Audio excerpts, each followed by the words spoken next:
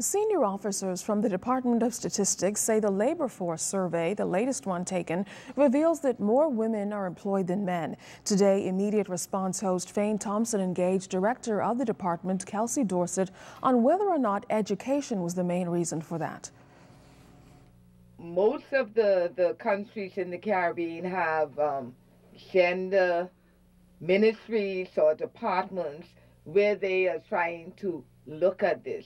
You know, when that first started out, they were trying to make sure that women weren't discriminated against. Now they call them gender. It's no longer like the women's unit or the women's department. It's gender because they noticed as we focus on women, the men were now getting left behind. Now, the statistics officials were also asked if national policymakers actually use the data provided by statistics officials.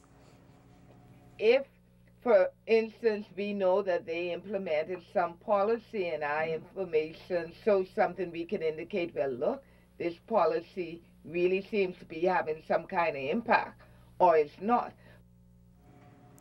Well, the Prime Minister has also weighed in on the information from the labor force survey. Here's what he had to say. I'm as experienced as they come in trying to exploit statistics to say, oh, that's what we left in place. Let her tell us what they left in place so that we can actually look for what they left in place.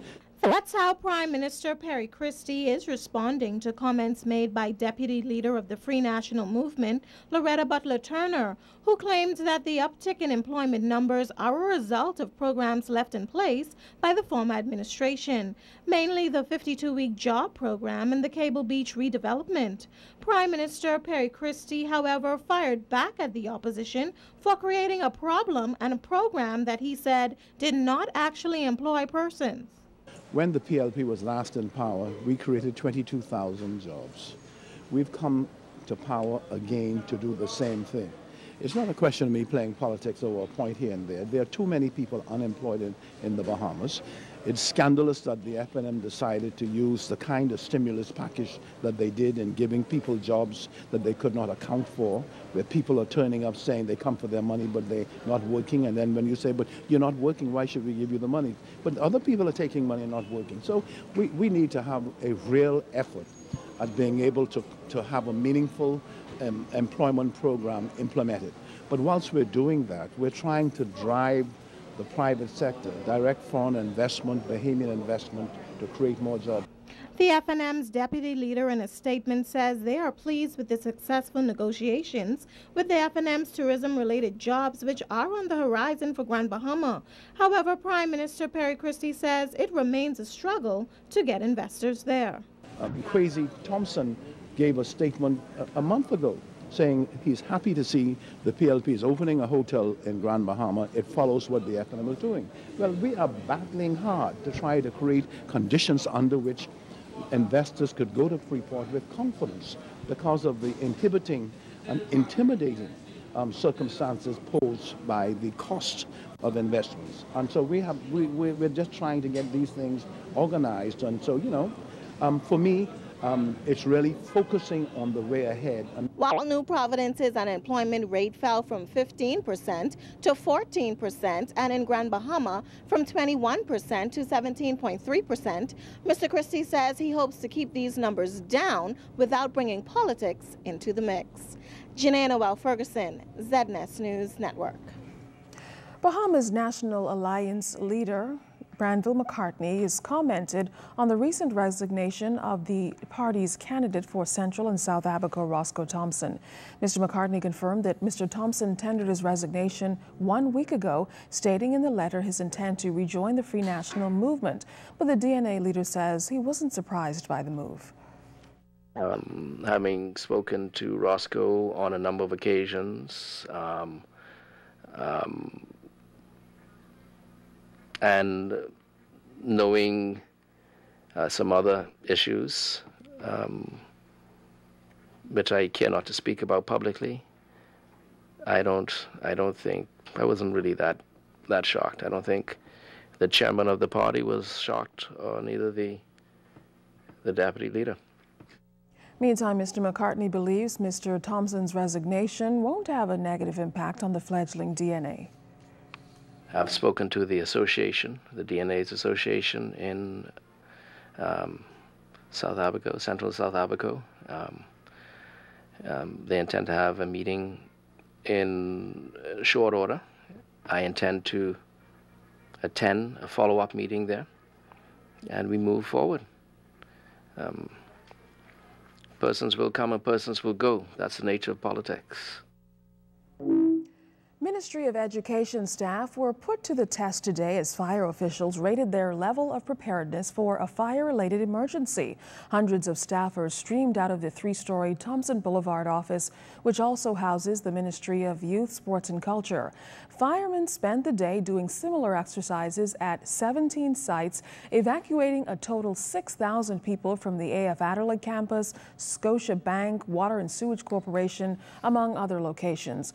Well, just how did they do at the Ministry of Education office? Fire Chief Walter Evans gave them a C. You have no room for mistakes during an actual event. During an actual event, you must be right on cue. So if you went to get your bag, then you should not have gotten your bag.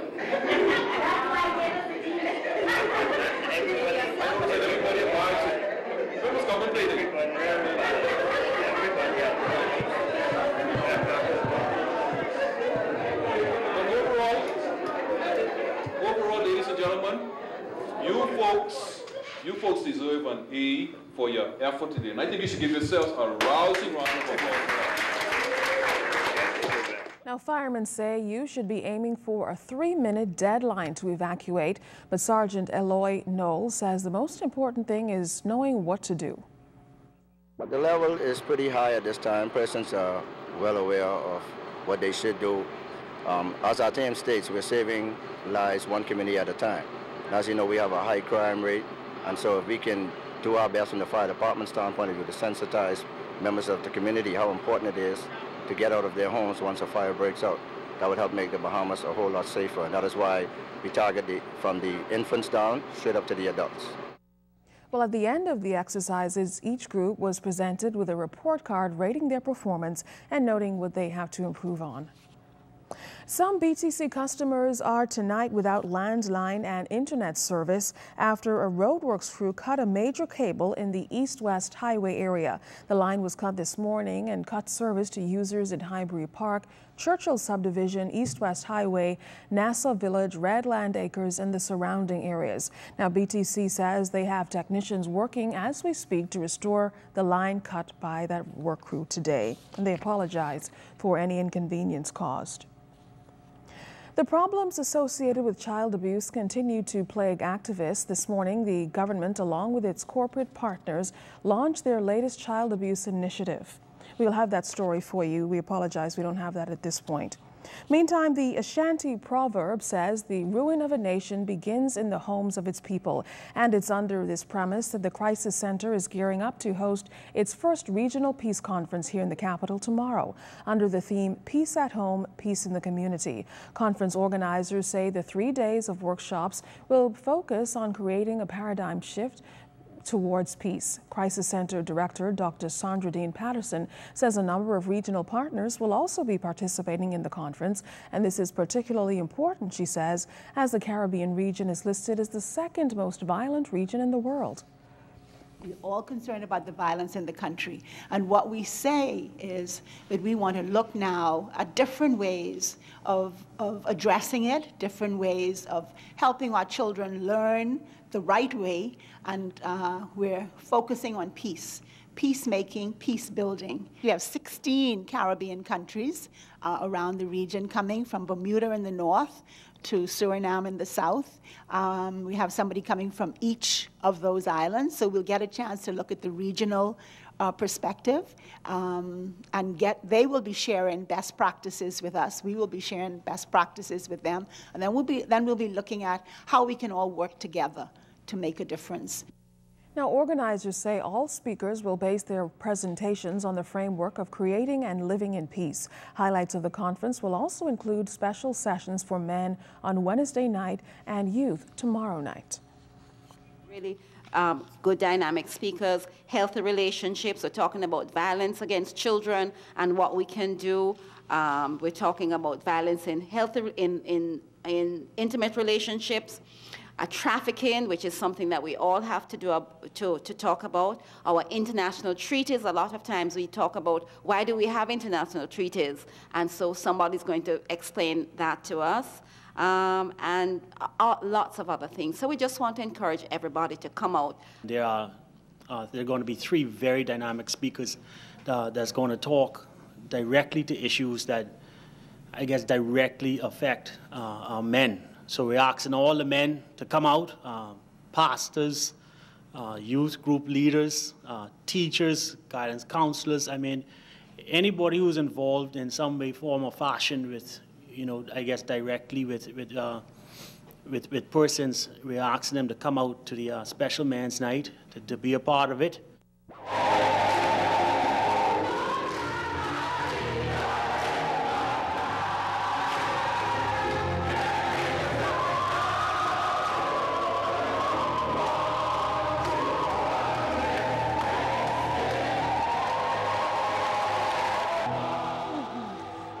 Grove Singers opened their 16th season over the weekend at the St. Andrew's Kirk.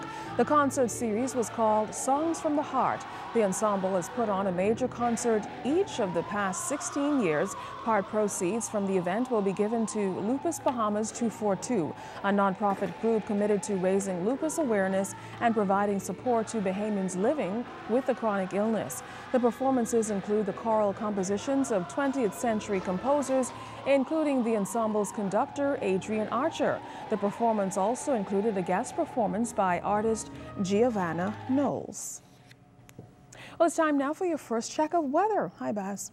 Okay, sure. Well, we still have tropical storm Nadine out there in the Far Eastern Atlantic, and then there's a frontal system drape across southeast Florida. How will that affect our weather? Well, all the details coming up later in the newscast, so stay tuned. All right, well, still to come tonight, the Bahamas trying to make it to the Pan American Games in softball. Find out how much closer they are to that goal coming up.